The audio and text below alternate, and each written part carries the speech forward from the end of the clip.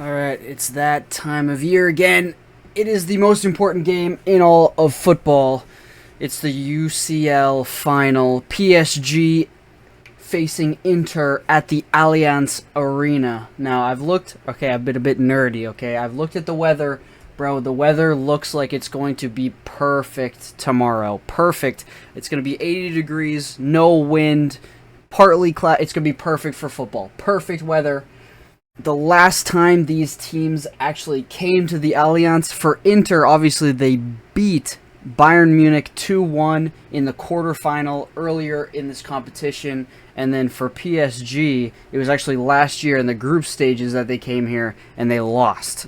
In terms of squad changes from their last games in the Champions League, the only real difference is that Inter looks like they're going to be without Bisek.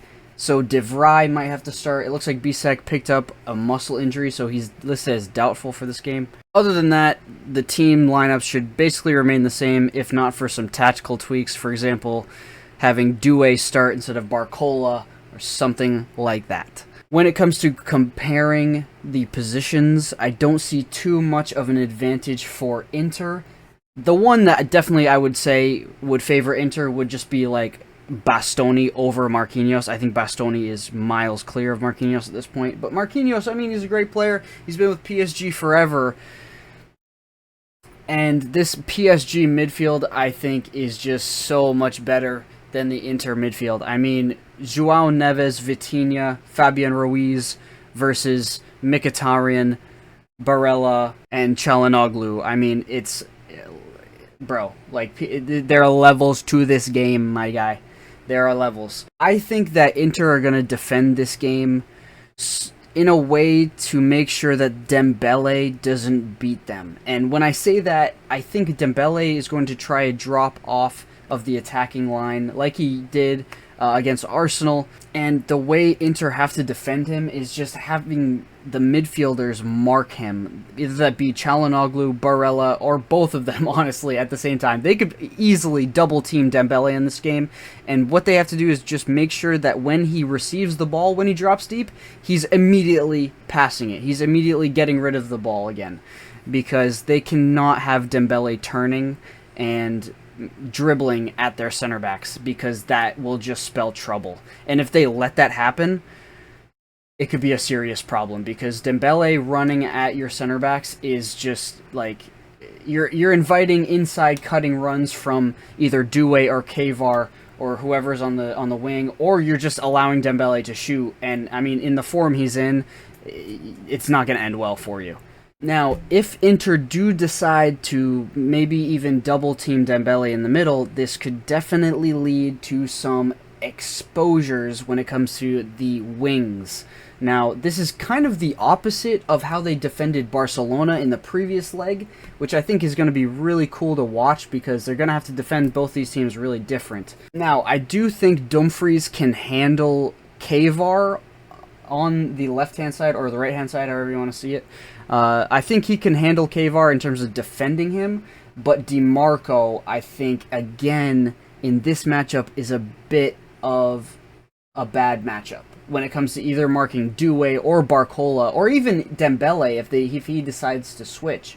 I just think Inter are going to spend too much energy defending this PSG attack, and I think PSG are going to have the ball a lot in this game, so Inter are not going to have enough energy, I don't think, to counter effectively, and they just aren't going to be able to keep up with the attacking options that PSG have. I'm really struggling to see where that comes from. I will say, though, when it comes to advantages that I see for Inter, I mean, obviously the counterattack, if they can do it, especially early on, if they can score early, that is huge for Inter. Way more than scoring early for PSG. I think if Inter score early, this game totally flips, and it could really go wrong for PSG.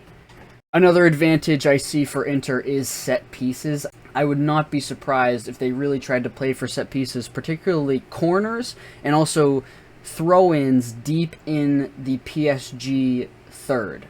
Because I've seen a few games where Inter decides to do these long throw-ins into the box, just cause havoc, and that could lead to something in this game, surely.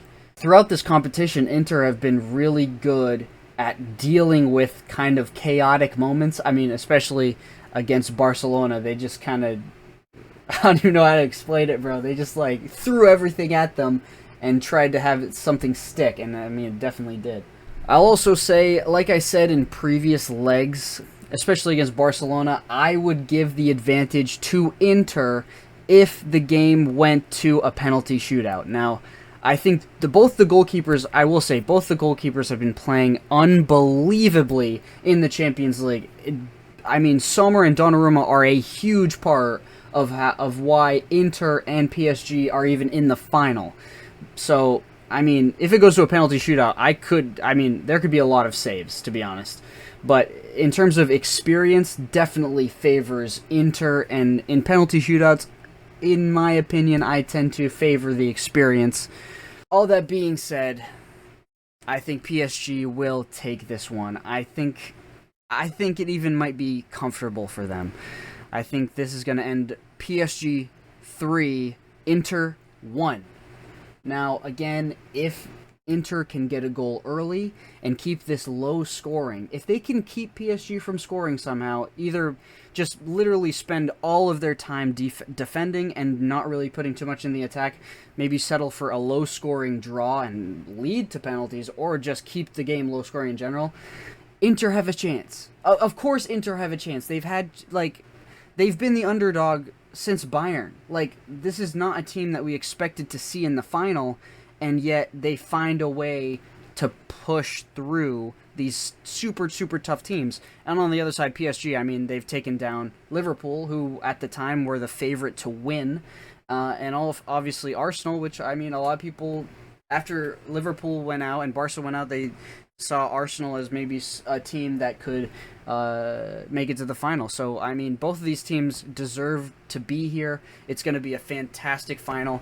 Honestly, we don't deserve the level of football that we're getting. Like, this Champions League run, probably one of the best of recent memory. Like, the games that have come from this Champions League, it just serves right to have the final be insane. And I think it will be insane, so we'll be there.